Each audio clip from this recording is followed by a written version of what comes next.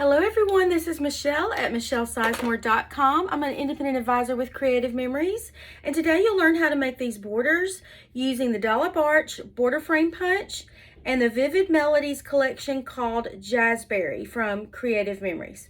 Okay, the first thing I'll do is I'll cut this pink border background using this Dollop Arch punch, and there's a little trick to it.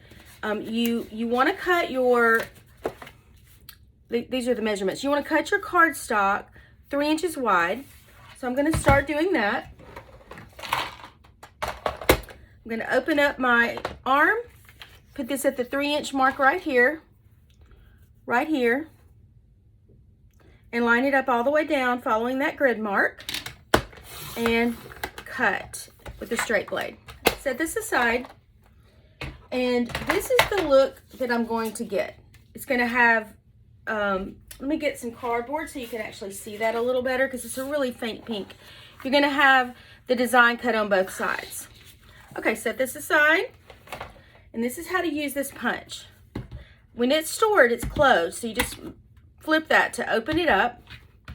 There's this little black line right here where you always want to start. That's really important. And then here you have this blue design, which when you start punching with this, the blue design is what you will have already cut out, and the silver design will be the background. So you have to punch it and then match it up with the design to keep punching, and that's what keeps the consistent flow of the design. So I'll show you how to do that. So I'm going to line it up at the at this little black line. Okay, and then it needs to be flush against this little lip right here, and hold it down firmly so it won't slip on you. Then move it down, and this is the part I was talking about. You want to match your design up with the blue so it completely covers up the blue like that. Okay? Now I'm gonna do that and then punch it again, and then I will do that all the way down to get 12 inches. It's important also every couple of punches to sort of clear out what's underneath so it doesn't get caught up in your punch. And you keep going, match it up, punch all the way down, and then you flip it and do it on the other side until you get this look right here. So that's going to be my background. Get my scraps out of the way. Now, this piece right here is cut 1 inch. So I'm going to grab that piece. I've got all this stuff stored in a Power Project folder. These are the scraps that I have from the Vivid Melodies collection of the colors that I'm going to use. I love how everything fits in these pockets. You have all these pockets, and then you have long pockets for stickers or strips of paper. Like you could put this strip of paper here. And then you have the bigger pieces inside. So I'm going to just pull out the papers, because these are all the papers that I used. Find this plaid, which I think is so pretty. And again, it's from the Vivid Melodies Jazzberry collection. All these designer papers are, and the rest are cardstock.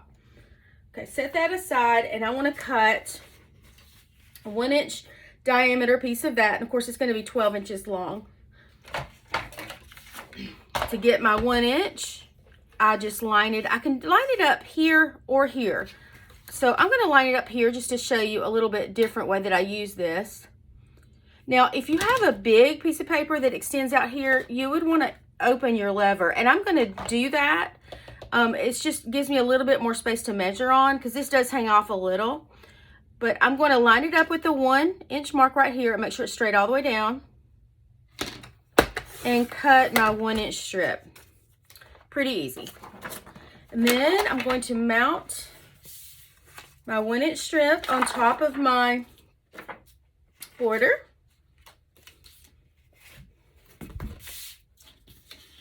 I'm just doing this on cardboard so you can see it a little better.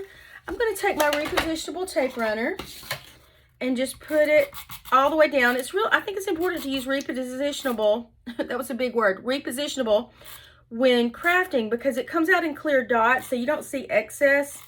And also you can pick it up and move it a little bit as you craft, so that if you get things positioned a little bit off, you can just pull it up and redo it. But then over time, it settles down for you, and then it, sticks more permanent. Okay, so there's my 1 inch strip. I'll just show you what it looks like on white cardstock. And then all I do is add my little embellishments. Now, I've used up almost all of those embellishments. I love them so much, but I do have some extras here, and I'll just show you. All I did was put my repositionable tape runner on the back and then mount them. So I would just, like here, I had a big flower, and then I had a smaller flower here that I put on top.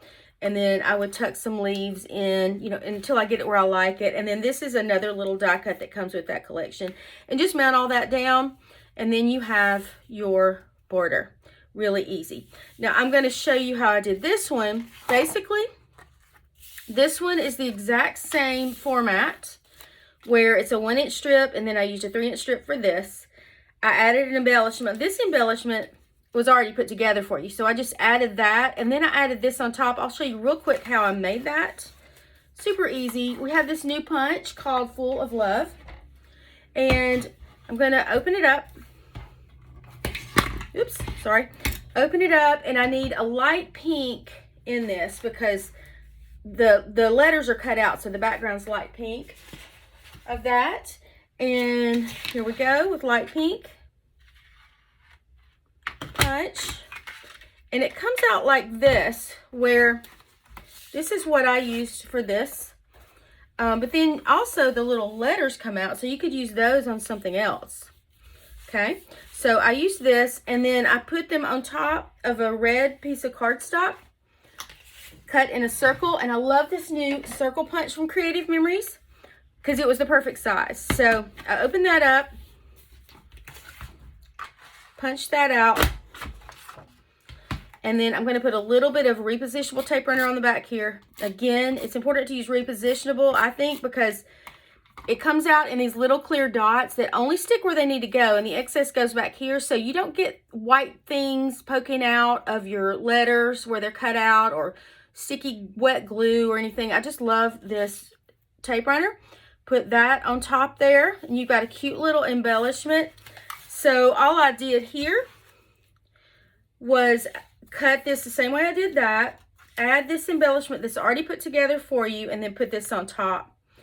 And there you go. And on this one, I didn't cut a two-sided dollop arch border. I just cut one side with white, and then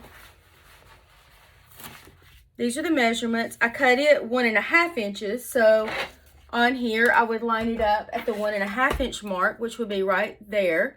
Make sure it's straight on that grid line all the way down, and cut that.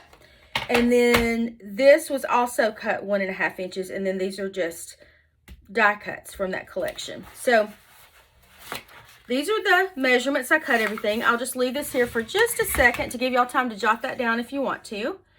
And I hope you enjoyed that. I thought this was pretty for Valentine's Day. At the time of this video, Valentine's Day is in a few weeks, so I wanted to play around with pinks and reds.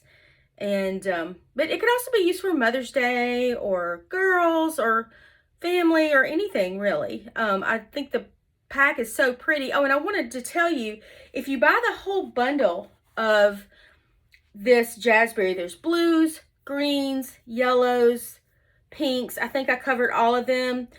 You also get a free awesome little sticker strip that goes with it, and I'll be using that sticker strip on other videos today, and that's pretty cool too. So I love that whole collection, and I love actually mixing and matching the colors too. Hope y'all have a great day. Thanks for watching.